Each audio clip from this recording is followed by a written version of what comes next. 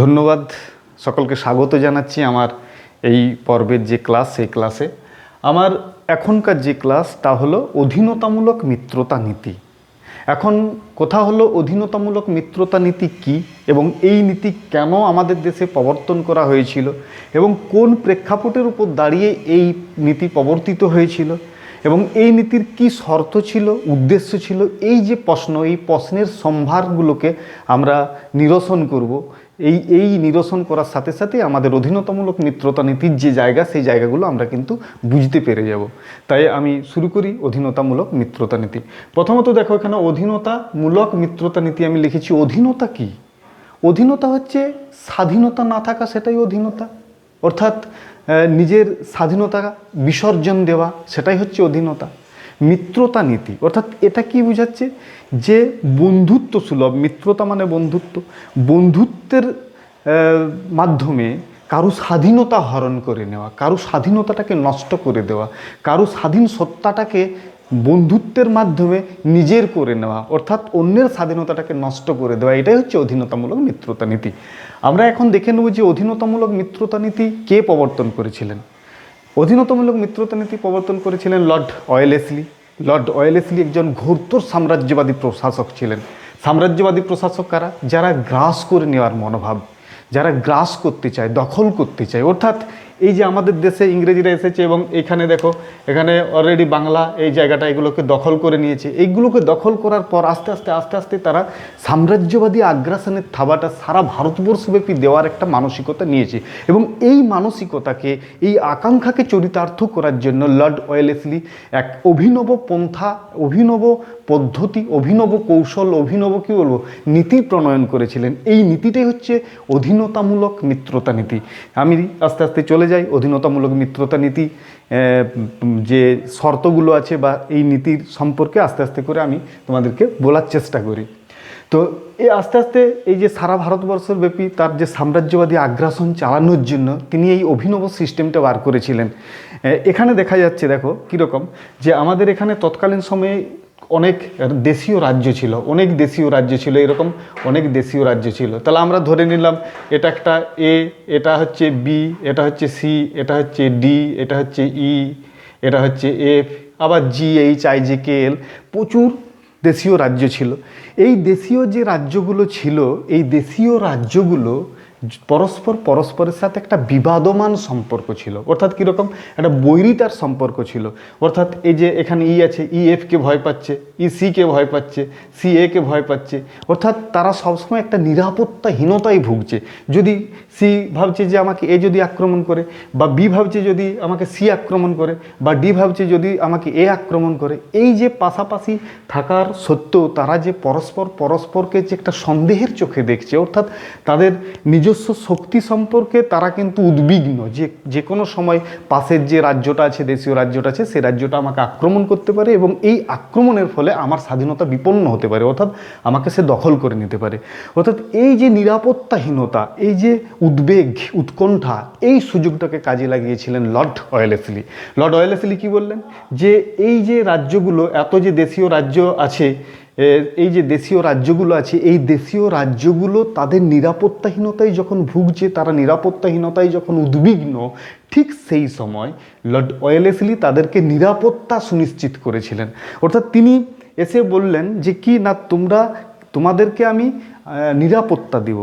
অর্থাৎ তোমাদের অন্য কোনো রাজ্য যদি আক্রমণ করে বা অন্য কোনো বিদেশি শক্তি তোমাদেরকে আক্রমণ করে, সেক্ষেত্রে তোমাদের পাশে দাঁড়াবো। অর্থাৎ তোমার আমি মিত্র হলাম, আমি মিত্র হয়ে তোমার পাশে দাঁড়াবো, বিনিময়ে তুমি আমার বেশ কিছু শর্ত আছে, সেই শর্তগুলো মেনে নেবে। অর্থাৎ আমরা এক এক করে দেখি যে সেই শর্তগুলো কি।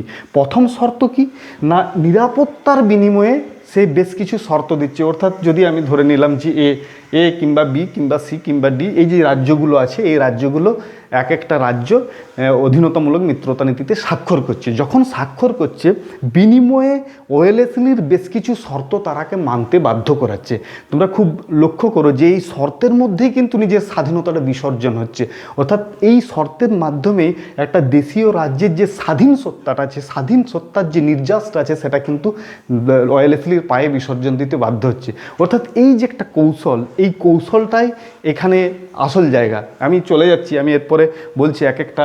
আমি নাম্বার 1, 1 নম্বর যে শর্ত তিনি দিচ্ছেন সেটা কি না, ধরো আমি ধরে নিলাম যে এ অধীনতামূলক মিত্রতা নীতিতে স্বাক্ষর করলো।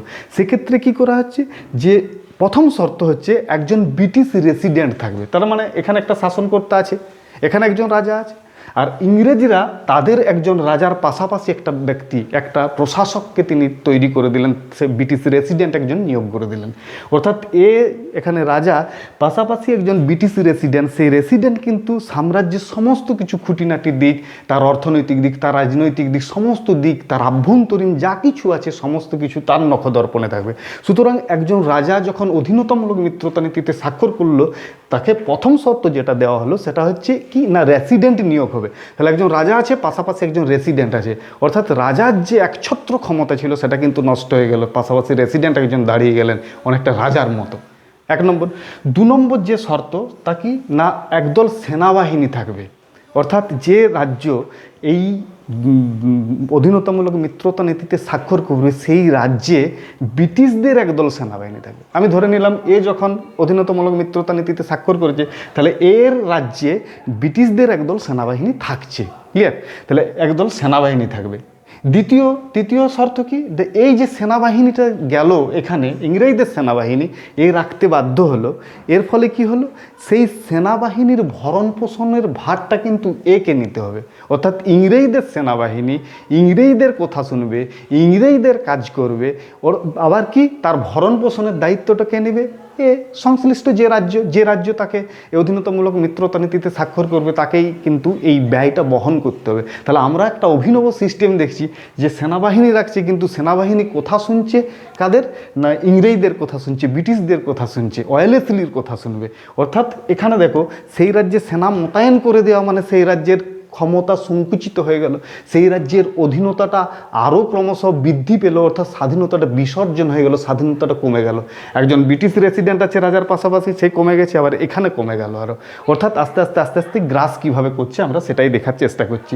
নাম্বার 4, 4 নম্বর কি, এই যে দেশীয় যে পাশাপাশি রাজ্যগুলো আছে, এই রাজ্যগুলো, দেশীয় যে পাশাপাশি রাজ্যগুলো আছে, এই রাজ্যগুলোকে কোনোরকম, এই রাজ্যগুলোর সাথে কোনোরকম সন্ধি করতে পারবে না। অর্থাৎ সংশ্লিষ্ট রাজ্য, যে রাজ্যগুলি অধীনতামূলক মিত্রতা নীতিতে স্বাক্ষর করবে, তারা অন্য কোনো রাজ্যের সাথে কোনো রকম বন্ধুত্ব রাখতে পারবে না, মিত্রতা করতে পারবে না। যদি মিত্রতা করে সেটা ইংরেজদের অর্থাৎ ব্রিটিশদের কে জানিয়ে করতে হবে। তার মানে কি, তার যে স্বাধীনতার যেটা ছিল সেটা দেখো আস্তে আস্তে কীভাবে খর্ব হয়ে যাচ্ছে। তো এখানে সেটাই আমরা দেখছি। যদি আমরা ধরে নিলাম অধীনতামূলক মিত্রতা নীতিতে স্বাক্ষর করেছে, তাহলে কিন্তু বিয়ের সাথে কোনো রকম সম্পর্ক করতে পারবে না, বা সি এর সাথে বা ডি এর সাথে বা এর সাথে কারোর সাথে কিন্তু কোনো রকম সম্পর্ক, মিত্রতার সম্পর্ক করতে পারবে না। এটা হচ্ছে একটা শর্ত। নাম্বার 4, 5 কি না, 5 যেটা 5 নম্বর যে শর্ত আমরা দেখব, সে 5 নম্বর শর্তে কি বলা হচ্ছে যে রাজ্য অধীনতামূলক মিত্রতা নীতিতে স্বাক্ষর করবে, সেই রাজ্য পাশাপাশি অন্য কোনো রাজ্যকে আক্রমণ করতে পারবে না। যদি আক্রমণ করে সেটা কিন্তু ব্রিটিশদের অনুমতি নিয়ে আক্রমণ করতে হবে। তার মানে আমরা এটাও দেখলাম যে তার ক্ষমতা আরও কমে গেল, অর্থাৎ সে ইচ্ছে করলে অন্য কোনো রাজ্য যদি তাকে আক্রমণ করে কি কিন্তু করতে পারবে না, ব্রিটিশরা বললে পরে পারবে। তার মানে দেখো যে একজন রাজার যে স্বাধীন যে জায়গাটা ছিল, স্বাধীন যে সত্তাটা ছিল, সেই সত্তাটা একদম সংকুচিত হয়ে গেল, স্বাধীন সত্তাটা একদমই নষ্ট হয়ে গেল। অর্থাৎ ব্রিটিশদের পায়ে কিন্তু জলাঞ্জলি দিয়ে দেওয়া হলো। অর্থাৎ নিজের স্বাধীনতাটা একদম বন্ধুত্বপূর্ণ যে একটা জায়গা ওয়েলেসলি তৈরি করে দিয়েছেন, অর্থাৎ তোমার নিরাপত্তা দেবো, কিন্তু আস্তে আস্তে কি না, তুমি আমার কাছে চলে এসো, এই বশ্যটা স্বীকার করে নেওয়ার মতো ব্যাপারটা হয়ে যাচ্ছে, এই রকম ব্যাপারটা হয়ে যাচ্ছে। তাহলে আমরা 6 নম্বরে চলে যাব। আমরা 6 নম্বর শর্তে দেখতে পাবো যে এখানে তোমরা জানো যে আমাদের দেশে শুধুমাত্র ইংরেজরা এসেছিল এমনটা নয়, আমাদের দেশে ইউরোপ থেকে আরও অনেক শক্তি এখানে এসেছিল। তোমরা জানো এখানে ওলন্দাজরা এসেছিলেন, তোমরা জানো যে এখানে ফরাসিরা এসেছিলেন, ফরাসিরা চন্দননগরে ঘাঁটি স্থাপন করেছিলেন। তো এখানে বিদেশি যে শক্তিগুলো অর্থাৎ ইউরোপিয়ান যে শক্তিগুলো, তারা আমাদের দেশকে দখল করতে চেয়েছিল। তো সেক্ষেত্রে ইংরেজদের সেই ইউরোপীয় শক্তি যারা ছিল তারা কিন্তু ইংরেজদের শত্রু, কারণ কি না, তারাও চাইছে আমাদের দেশটাকে দখল করে নিতে, ঠিক আছে। তো ইংরেজরা কি চাইছিল, যে নিজেদের কর্তৃত্বটা ভারতবর্ষের উপর বেশি করে আধিপত্য বিস্তার করতে হবে, এবং এটাকে সামনে রেখে আরেকটা শর্ত তিনি যেটা দিয়েছিলেন সেটা হচ্ছে কি না, কোনো বিদেশি শক্তির সাথে কোনো রকম বন্ধুত্ব করা যাবে না, বিদেশি শক্তির সাথে কোনো রকম বন্ধুত্ব করা যায় না। আমি ধরে নিলাম অধীনতামূলক মিত্রতা নীতিতে স্বাক্ষর করেছে, তখন বুঝতে পারছি যে এটা আমার ভুল হয়ে গেছে, তখন বিদেশি শক্তির সাথে যদি বন্ধুত্ব করে এবং বিদেশি শক্তির সাহায্য সে নেয়, সেক্ষেত্রে সেই যে জায়গাটা, সেই জায়গাটাও কিন্তু একদম সংকুচিত করে দেওয়া হলো, একদম সংকীর্ণ করে দেওয়া হলো, যাতে এই জায়গাটা না থাকে। অর্থাৎ আমি ধরে নিলাম যে ফ্রান্সের সাহায্য নিতে চাইছে, এখানে জানো তো এখানে আমাদের ফরাসি শক্তি এখানে চলে এসছে আমাদের দেশে, ফ্রান্স তখন আধিপত্য বিস্তার করার চেষ্টা করছে, তাহলে ফ্রান্সের সাহায্য নিতে পারে, তাহলে সেটাও কিন্তু করতে পারবে না, এই শর্তটা কিন্তু চাপিয়ে দেওয়া হলো। আবার বিদেশি শক্তির সাথে কোনো রকম যুদ্ধ করতে পারবে না, এটাও কিন্তু এই শর্তটাও কিন্তু চাপিয়ে দেওয়া হলো। এটা 7 নম্বর শর্ত আমরা দেখলাম, যে বিদেশি কোনো শক্তির সাথে যুদ্ধ করতে পারবে না। এই যে শর্ত, এই শর্তের দ্বারা কি বলা হচ্ছে, যে একটার পর একটা শর্ত এমনভাবে বেঁধে দিয়েছে, অর্থাৎ নিরাপত্তাকে সামনে রেখে, নিরাপত্তা তোমাকে দেব এইটাকে সামনে রেখে, এ কিন্তু নিরাপত্তার জন্য লালায়িত, অর্থাৎ এ কিন্তু ভীত সন্ত্রস্ত, এর মধ্যে প্রত্যেকটা দেশের মধ্যে একটা কি বলবো নিরাপত্তাহীনতায় ভুগছে, সেই সুযোগটা কাজে লাগিয়ে তোমাকে নিরাপত্তা দেবো, বিনিময়ে এই শর্তগুলো মেনে নাও। যখনই সে শর্তগুলো মেনে নিচ্ছে, তখন কি হচ্ছে, তার স্বাধীনতাটা বিসর্জন হয়ে যাচ্ছে, তখন কি হচ্ছে, তার একটা অধীনতার নাগপাশে সে বন্দী হয়ে যাচ্ছে, অর্থাৎ সেই জায়গা থেকে সে বেরোতে পারছে না। এটা হচ্ছে অধীনতামূলক মিত্রতা নীতি। লর্ড ওয়েলেসলি এই নীতি প্রয়োগের মাধ্যমে বেশ কিছু দেশীয় রাজ্যকে নিজের সাম্রাজ্যভুক্ত করেছিলেন, যেমন যোধপুর, যেমন তাঞ্জোর, যেমন সুরাট, যেমন অযোধ্যা, মহীশূর, এই সব যে রাজ্যগুলো ছিল, জয়পুর, এই যে রাজ্যগুলো ছিল, এই রাজ্যগুলোকে কিন্তু এই নীতির সাহায্যে, এই অধীনতামূলক মিত্রতা নীতির সাহায্যে কিন্তু তিনি নিজ সাম্রাজ্যভুক্ত করেছিলেন। নিজ সাম্রাজ্য বলতে গেলে ব্রিটিশ সাম্রাজ্যভুক্ত করেছিলেন। মেন ব্যাপার কি না আগ্রাসন, মেন ব্যাপার কি না সাম্রাজ্যবাদ। তাহলে সাম্রাজ্যবাদের থাবাটা ঠিক এই পদ্ধতি অবলম্বন করে, এই নীতি প্রয়োগের মাধ্যমে কিন্তু দিয়েছিলেন। এই অভিনব নীতি, এই সিস্টেমটাকে চালু করে কিন্তু আমাদের দেশীয় যে রাজ্যগুলো ছিল, সেই রাজ্যগুলো কিন্তু ব্রিটিশ সাম্রাজ্যভুক্ত করতে তিনি সক্ষম হয়েছিলেন। তো এখন প্রশ্ন হলো, আমি একটু এই প্রসঙ্গে দুটো কথা বলে নিই আর কি। তো এই যে নীতি, এই যে অভিনব যে নীতিটা আমরা দেখলাম, এটার কি সত্যি অভিনবত্ব? এটা কি প্রথম এখানে চালু, নাকি লর্ড ওয়েলেসলি কি এটার কি বলবো উদ্ভাবক?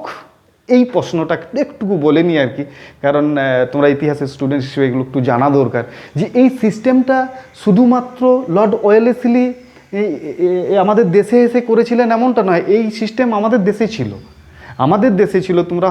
তোমাদের হয়তো খেয়াল থাকবে, যখন শিবাজি ছিলেন, ছোটো ছোটো যে মারাঠা জায়গাগুলো ছিল, মারাঠা যে ছোটো ছোটো রাজ্যগুলো ছিল, শিবাজি তখন কি তাদেরকে নিরাপত্তার বিনিময়ে তাদের কাছ থেকে একটা ট্যাক্স নিতেন, স্বদেশমুখী আর চৌথ, এই দুটো ট্যাক্স নিতেন। এই তাদেরকে নিরাপত্তা, এই মারাঠা রাজ্যগুলোকে নিরাপত্তার বিনিময়ে তিনি কিন্তু এই ট্যাক্সটা নিতেন, অনেকটা এই ধরনের। অর্থাৎ আমরা এটা বলতে পারি না যে আমাদের দেশে এই যে সিস্টেম, অধীনতামূলক মিত্রতা নীতির যে সিস্টেম, এই সিস্টেমটার উদ্ভাবক লর্ড ওয়েলেসলি, উদ্ভাবক নেন তিনি। এটাকে কি না আরেকটু সংস্কার করেছেন, আরেকটু অন্যভাবে তৈরি করেছেন, কিন্তু মূল জিনিস যেটা, সেটা কিন্তু আমরা দেখতে পাবো যে মধ্যযুগের ইতিহাসে এটা ছিল, অর্থাৎ শিবাজির আমলে আমরা এটা দেখেছি, এবং সেটাকে কিন্তু একটু অন্যভাবে উপস্থাপন করার মধ্য দিয়ে তার যে লিপ্সা, তার যে আকাঙ্ক্ষা, এই দেশ দখল করে নেওয়া, এই আমাদের যে জায়গাগুলো দখল করে নেওয়া, অর্থাৎ এই যে সাম্রাজ্যবাদী আকাঙ্ক্ষা, সেই সাম্রাজ্যবাদী আকাঙ্ক্ষাকে তিনি চরিতার্থ করেছিলেন। এবং সারা আস্তে আস্তে আমরা এরপর আমরা দেখব যে আস্তে আস্তে তিনি কিন্তু তার নীতি প্রয়োগের মাধ্যমে ব্রিটিশ সাম্রাজ্য যে পরিধি, সেই পরিধি বা পরিমণ্ডল, সেটাকে কিন্তু অনেকটা বিস্তৃত করেছিলেন। এই হচ্ছে আমাদের অধীনতামূলক মিত্রতা নীতি। আমি প্রথম থেকে আরেকবার বলে নিই, অধীনতামূলক মিত্রতা নীতি কি? এই পরস্পর বিবাদমান সম্পর্কের সুযোগ নিয়ে দেশীয় রাজ্যগুলিকে গ্রাস করে নেওয়ার জন্য ঘোরতর সাম্রাজ্যবাদী প্রশাসক লর্ড ওয়েলেসলি একটা অভিনব সিস্টেম বের করেছিলেন, যেটাকে বলা হচ্ছে অধীনতামূলক মিত্রতা নীতি। তাদের নিরাপত্তা দেবে, এইটাকে সামনে রেখে বেশ কিছু শর্ত তিনি চাপিয়ে দিয়েছিলেন। একজন ব্রিটিশ রেসিডেন্ট রাখতে হবে, একটা সেনাবাহিনী রাখতে হবে, সেনাবাহিনীর ভরণ পোষণ সংশ্লিষ্ট রাজ্যে দেবে, এবং কোনো বিদেশি শক্তির সাথে সন্ধি বা যুদ্ধ করতে পারবে না, কোনো দেশীয় শক্তির সাথে সন্ধি বা যুদ্ধ করতে পারবে না, সব কিছু ইংরেজদের অনুমতির সাপেক্ষে হবে। সুতরাং আমরা দেখতে পেলাম এই সিস্টেমের প্রণয়নের মাধ্যমে, এই সিস্টেম প্রবর্তনের মাধ্যমে সেখানে কিন্তু আমাদের বেশ একটা বড় অংশের দেশীয় রাজ্যকে তিনি গ্রাস করে নিয়েছিলেন, তার সাম্রাজ্যবাদী আকাঙ্ক্ষা তিনি চরিতার্থ করেছিলেন। নমস্কার, এই পর্যন্তই আমার এখনকার ক্লাস।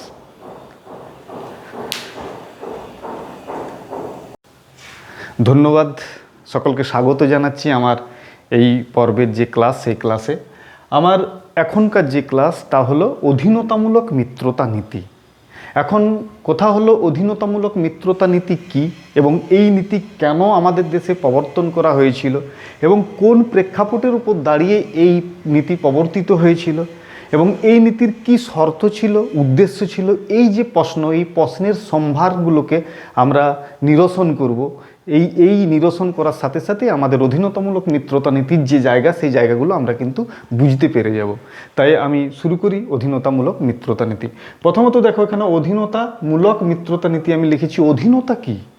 অধীনতা হচ্ছে স্বাধীনতা না থাকা, সেটাই অধীনতা। অর্থাৎ নিজের স্বাধীনতা বিসর্জন দেওয়া, সেটাই হচ্ছে অধীনতা। মিত্রতা নীতি অর্থাৎ এটা কি বোঝাচ্ছে? যে বন্ধুত্ব সুলভ, মিত্রতা মানে বন্ধুত্ব, বন্ধুত্বের মাধ্যমে কারো স্বাধীনতা হরণ করে নেওয়া, কারো স্বাধীনতাটাকে নষ্ট করে দেওয়া, কারো স্বাধীন সত্তাটাকে বন্ধুত্বের মাধ্যমে নিজের করে নেওয়া, অর্থাৎ অন্যের স্বাধীনতাটাকে নষ্ট করে দেওয়া, এটাই হচ্ছে অধীনতামূলক মিত্রতা নীতি। আমরা এখন দেখে নেব যে অধীনতামূলক মিত্রতা নীতি কে প্রবর্তন করেছিলেন। অধীনতামূলক মিত্রতা নীতি প্রবর্তন করেছিলেন লর্ড ওয়েলেসলি। লর্ড ওয়েলেসলি একজন ঘোরতর সাম্রাজ্যবাদী প্রশাসক ছিলেন। সাম্রাজ্যবাদী প্রশাসক কারা? যারা গ্রাস করে নেওয়ার মনোভাব, যারা গ্রাস করতে চায়, দখল করতে চায়। অর্থাৎ এই যে আমাদের দেশে ইংরেজিরা এসেছে এবং এখানে দেখো, এখানে অলরেডি বাংলা এই জায়গাটা এগুলোকে দখল করে নিয়েছে। এইগুলোকে দখল করার পর আস্তে আস্তে তারা সাম্রাজ্যবাদী আগ্রাসনের থাবাটা সারা ভারতবর্ষব্যাপী দেওয়ার একটা মানসিকতা নিয়েছে এবং এই মানসিকতাকে, এই আকাঙ্ক্ষাকে চরিতার্থ করার জন্য লর্ড ওয়েলেসলি এক অভিনব পন্থা, অভিনব পদ্ধতি, অভিনব কৌশল, অভিনব কী বলবো, নীতি প্রণয়ন করেছিলেন। এই নীতিটাই হচ্ছে অধীনতামূলক মিত্রতা নীতি। আমি আস্তে আস্তে চলে যাই অধীনতামূলক মিত্রতা নীতি যে শর্তগুলো আছে বা এই নীতির সম্পর্কে আস্তে আস্তে করে আমি তোমাদেরকে বলার চেষ্টা করি। তো এই আস্তে আস্তে এই যে সারা ভারতবর্ষের ব্যাপী তার যে সাম্রাজ্যবাদী আগ্রাসন চালানোর জন্য তিনি এই অভিনব সিস্টেমটা বার করেছিলেন। এখানে দেখা যাচ্ছে, দেখো কীরকম, যে আমাদের এখানে তৎকালীন সময়ে অনেক দেশীয় রাজ্য ছিল, অনেক দেশীয় রাজ্য ছিল, এরকম অনেক দেশীয় রাজ্য ছিল। তাহলে আমরা ধরে নিলাম এটা একটা এ, এটা হচ্ছে বি, এটা হচ্ছে সি, এটা হচ্ছে ডি, এটা হচ্ছে ই, এটা হচ্ছে এফ, আবার জি, এইচ, আই, জে, কে, এল, প্রচুর দেশীয় রাজ্য ছিল। এই দেশীয় যে রাজ্যগুলো ছিল, এই দেশীয় রাজ্যগুলো পরস্পরের সাথে একটা বিবাদমান সম্পর্ক ছিল। অর্থাৎ কীরকম? একটা বৈরিতার সম্পর্ক ছিল। অর্থাৎ এই যে এখানে ই আছে, ই এফকে ভয় পাচ্ছে, ই সিকে ভয় পাচ্ছে, সি একে ভয় পাচ্ছে। অর্থাৎ তারা সবসময় একটা নিরাপত্তাহীনতায় ভুগছে।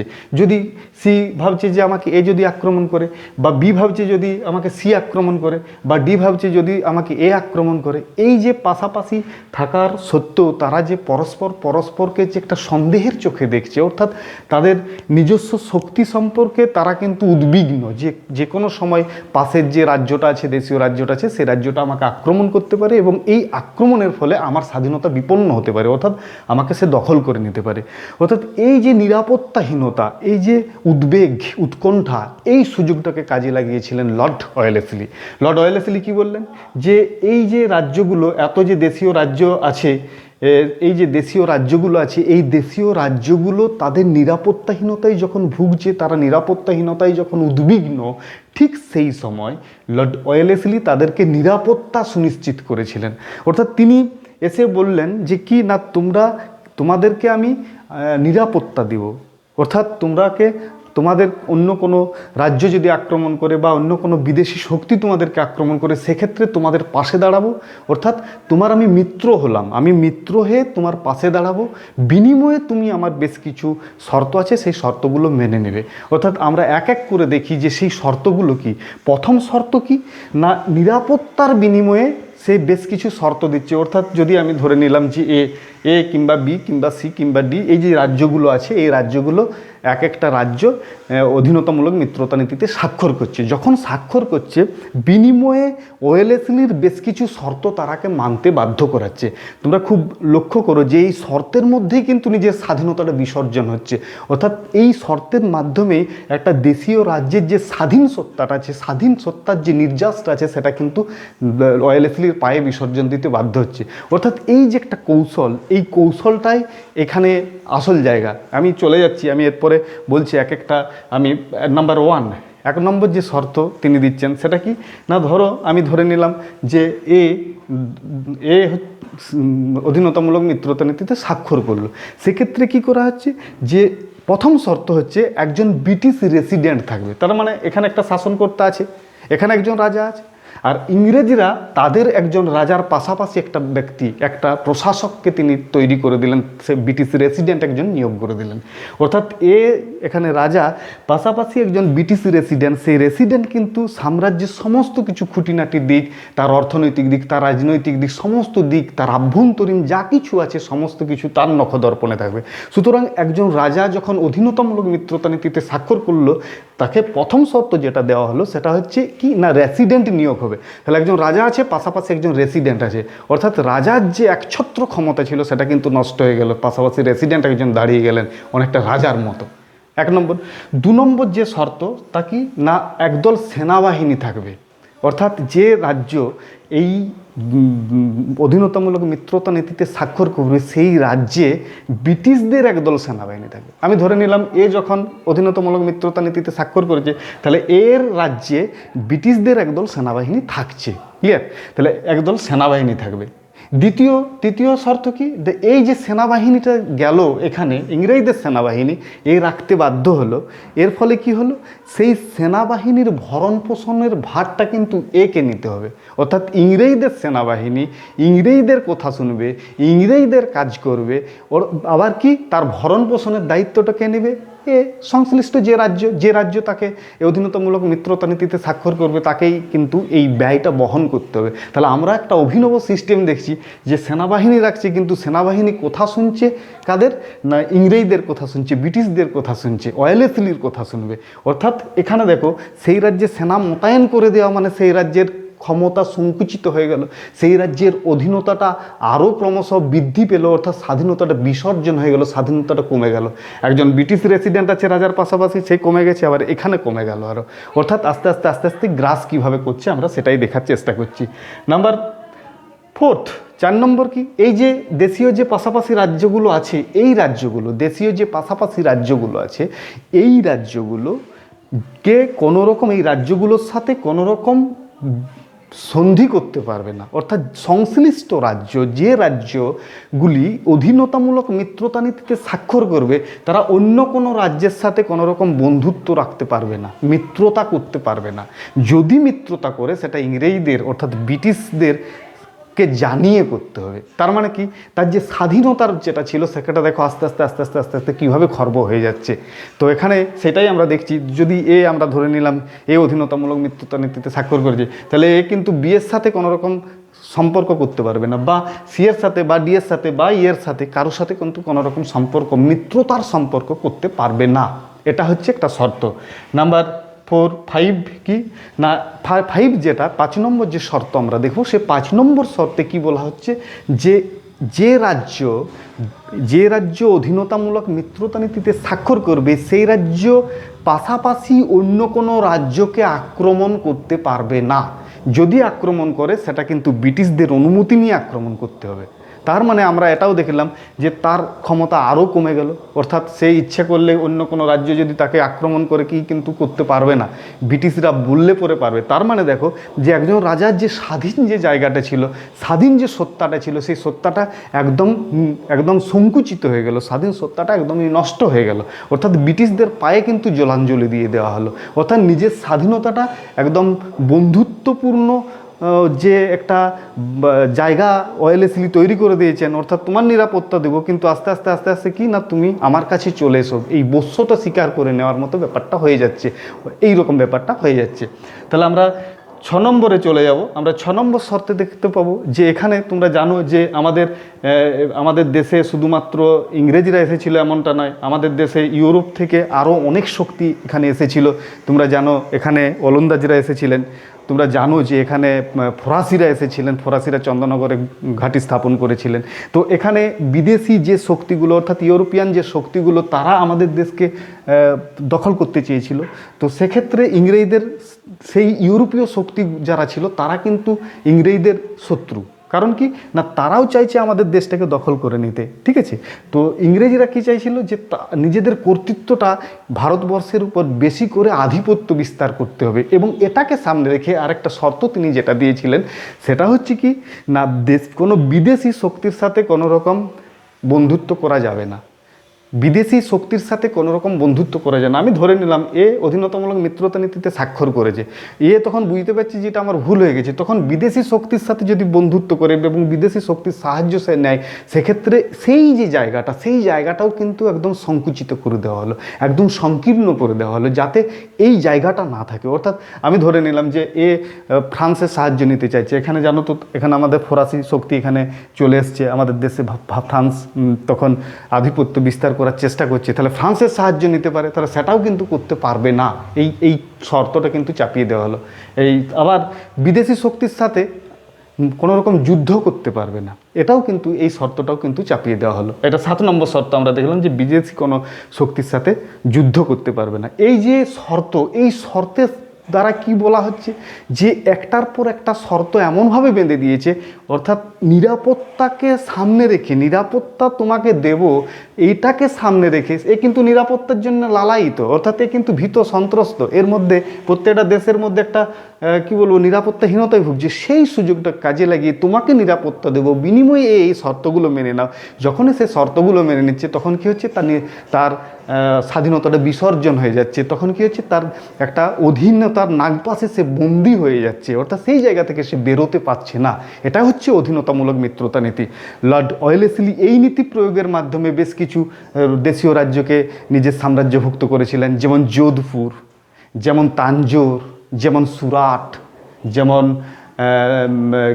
অযোধ্যা, মহীশূর, এই সব যে রাজ্যগুলো ছিল, জয়পুর, এই যে রাজ্যগুলো ছিল এই রাজ্যগুলোকে কিন্তু এই নীতির সাহায্যে, এই অধীনতামূলক মিত্রতা নীতির সাহায্যে কিন্তু তিনি নিজ সাম্রাজ্যভুক্ত করেছিলেন। নিজ সাম্রাজ্য বলতে গেলে ব্রিটিশ সাম্রাজ্যভুক্ত করেছিলেন। মেন ব্যাপার কি না আগ্রাসন, মেন ব্যাপার কি না সাম্রাজ্যবাদ। তাহলে সাম্রাজ্যবাদের থাবাটা ঠিক এই পদ্ধতি অবলম্বন করে, এই নীতি প্রয়োগের মাধ্যমে কিন্তু দিয়েছিলেন। এই অভিনব নীতি, এই সিস্টেমটাকে চালু করে কিন্তু আমাদের দেশীয় যে রাজ্যগুলো ছিল সেই রাজ্যগুলো কিন্তু ব্রিটিশ সাম্রাজ্যভুক্ত করতে তিনি সক্ষম হয়েছিলেন। তো এখন প্রশ্ন হলো, আমি একটু এই প্রসঙ্গে দুটো কথা বলে নিই আর কি। তো এই যে নীতি, এই যে অভিনব যে নীতিটা আমরা দেখলাম, এটার কি সত্যি অভিনবত্ব? এটা কি প্রথম এখানে চালু, নাকি লর্ড ওয়েলেসলি কি এটার কি বলবো উদ্ভাবক? এই প্রশ্নটা একটুকু বলে নিই আর কি, কারণ তোমরা ইতিহাসের স্টুডেন্ট হিসেবে এগুলো একটু জানা দরকার যে এই সিস্টেমটা শুধুমাত্র লর্ড ওয়েলেসলি আমাদের দেশে এসে করেছিলেন এমনটা নয়। এই সিস্টেম আমাদের দেশে ছিল। তোমাদের হয়তো খেয়াল থাকবে, যখন শিবাজি ছিলেন, ছোটো ছোটো যে মারাঠা জায়গাগুলো ছিল, মারাঠা যে ছোটো ছোটো রাজ্যগুলো ছিল, শিবাজি তখন কি তাদেরকে নিরাপত্তার বিনিময়ে তাদের কাছ থেকে একটা ট্যাক্স নিতেন, স্বদেশমুখী আর চৌথ, এই দুটো ট্যাক্স নিতেন।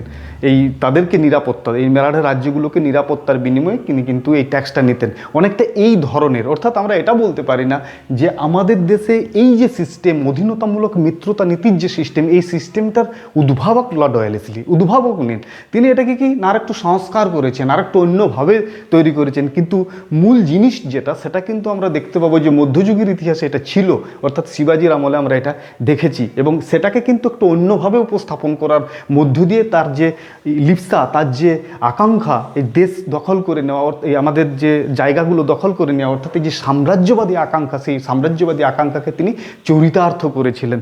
এবং সারা আস্তে আস্তে আমরা এরপর আমরা দেখব যে আস্তে আস্তে তিনি কিন্তু তার নীতি প্রয়োগের মাধ্যমে ব্রিটিশ সাম্রাজ্য যে পরিধি, সেই পরিধি বা পরিমণ্ডল সেটাকে কিন্তু অনেকটা বিস্তৃত করেছিলেন। এই হচ্ছে আমাদের অধীনতামূলক মিত্রতা নীতি। আমি প্রথম থেকে আরেকবার বলে নিই অধীনতামূলক মিত্রতা নীতি কি। এই পরস্পর বিবাদমান সম্পর্কের সুযোগ নিয়ে দেশীয় রাজ্যগুলিকে গ্রাস করে নেওয়ার জন্য ঘোরতর সাম্রাজ্যবাদী প্রশাসক লর্ড ওয়েলেসলি একটা অভিনব সিস্টেম বের করেছিলেন, যেটাকে বলা হচ্ছে অধীনতামূলক মিত্রতা নীতি। তাদের নিরাপত্তা দেবে এইটাকে সামনে রেখে বেশ কিছু শর্ত তিনি চাপিয়ে দিয়েছিলেন। একজন ব্রিটিশ রেসিডেন্ট রাখতে হবে, একটা সেনাবাহিনী রাখতে হবে, সেনাবাহিনীর ভরণ পোষণ সংশ্লিষ্ট রাজ্যে দেবে, এবং কোনো বিদেশি শক্তির সাথে সন্ধি বা যুদ্ধ করতে পারবে না, কোনো দেশীয় শক্তির সাথে সন্ধি বা যুদ্ধ করতে পারবে না, সব কিছু ইংরেজদের অনুমতির সাপেক্ষে হবে। সুতরাং আমরা দেখতে পেলাম এই সিস্টেমের প্রণয়নের মাধ্যমে, এই সিস্টেম প্রবর্তনের মাধ্যমে সেখানে কিন্তু আমাদের বেশ একটা বড় অংশের দেশীয় রাজ্যকে তিনি গ্রাস করে নিয়েছিলেন, তার সাম্রাজ্যবাদী আকাঙ্ক্ষা তিনি চরিতার্থ করেছিলেন। নমস্কার, এই পর্যন্তই আমার এখনকার ক্লাস।